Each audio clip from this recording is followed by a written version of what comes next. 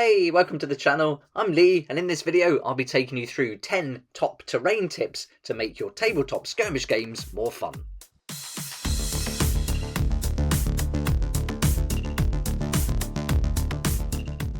Tabletop skirmish games are great fun for playing out battles, quests and missions in terrain-rich environments.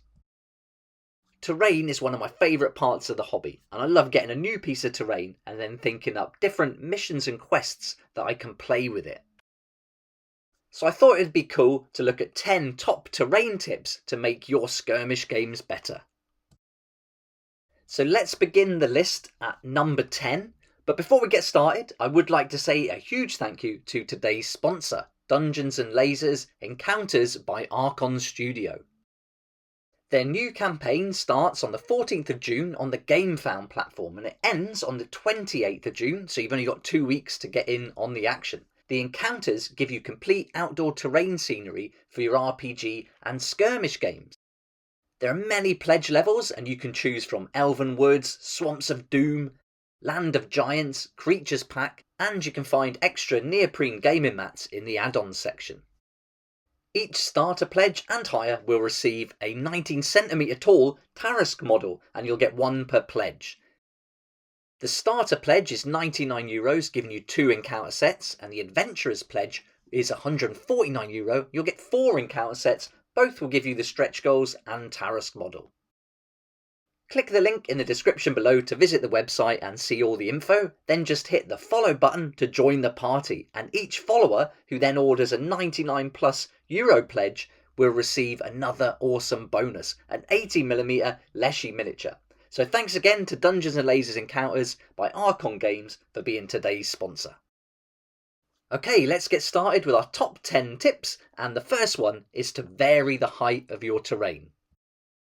Varying the height of your terrain gives you lots of different areas for your models to shoot from. You can hide in there, you can jump from one platform or roof to another, and it's certainly going to suit different models and different characteristics they might have. When you set up your game board, I think it's cool to put different heights in the deployment zones as well.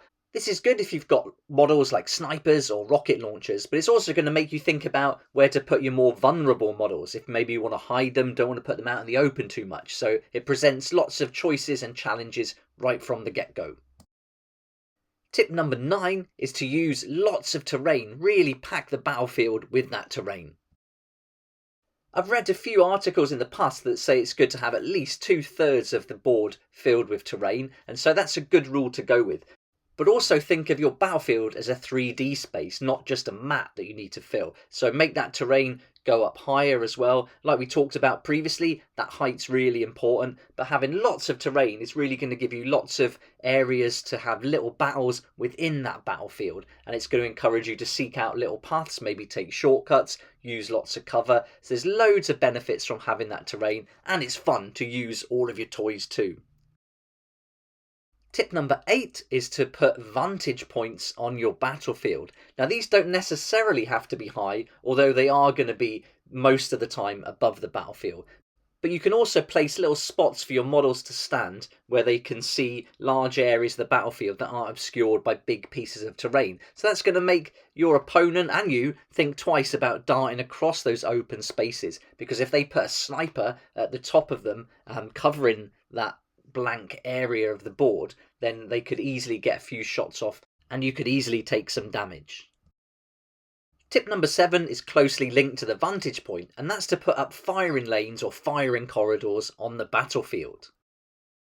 I've exaggerated it here just to show you this crossroad, so you've got plenty of cover in those buildings and those ruins, but once you move into those corridors, the snipers or any soldier with a ranged weapon is going to have a line of sight to you and they're going to be able to take a shot. So it's always going to be a risky maneuver to cross those open corridors of fire. But it's really fun to set up these little challenges and then put in objective points in amongst those, maybe one in the crossroad. Then you're going to get hit from 4 angles potentially. So things like that are going to make it pretty exciting and fun when you're playing the game. Tip number 6 is completely different. Here we need terrain that will give us some blocking to our line of sight and give us some cover. So something like this is really going to serve that purpose well. But you can also use little pieces of scenery like this cargo crate too. Buildings are great for this, and if you can build a little complex with lots of different buildings, again, lots of different heights, then you're going to have loads of places to hide behind. So when the enemy is coming and looking for a shot, he's not going to have a line of sight in any direction, so it's going to be really difficult. That's going to force him to then move to try and get round things like that cargo crate and take a shot. Depending on the game you're playing, that movement may reduce the effectiveness of the weapon and may also put that model in the line of fire himself to overwatch coming from one of the enemy models. So lots to think about, but I think having lots of line of sight blocking terrain and cover is really important, and it definitely makes you think about what you're going to do each turn. Now we're on to tip number 5, and this is to take the action inside the buildings. This is great for things like zombie games or games where you've got an RPG element to them, or if you're going to search around to find specific items to add to your warband. And so get some terrain where you can take the roof off and then move the action into those buildings. So this is the battle systems terrain, and this is perfect. You can take the lids off. There may be something inside, a monster or ghost of some kind. So if you go in there searching for an item, you could have a nasty surprise when you enter inside the building.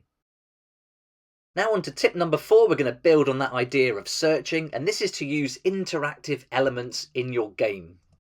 It's brilliant when you can tie in some kind of narrative to the items and to the terrain pieces. So taking in a little console like this, maybe your warriors or your fighters have to get in there and download some data. Maybe they have to find a special item, so they're searching in storage boxes, cargo holds. This could be a secret weapon, some high-tech equipment they have to get out and take off the battlefield to win the game. So little things like that, but adding these little boxes that you can open and search in really help build the narrative and give another element to the game, so you're not just shooting each other, you've got some kind of important mission to carry out.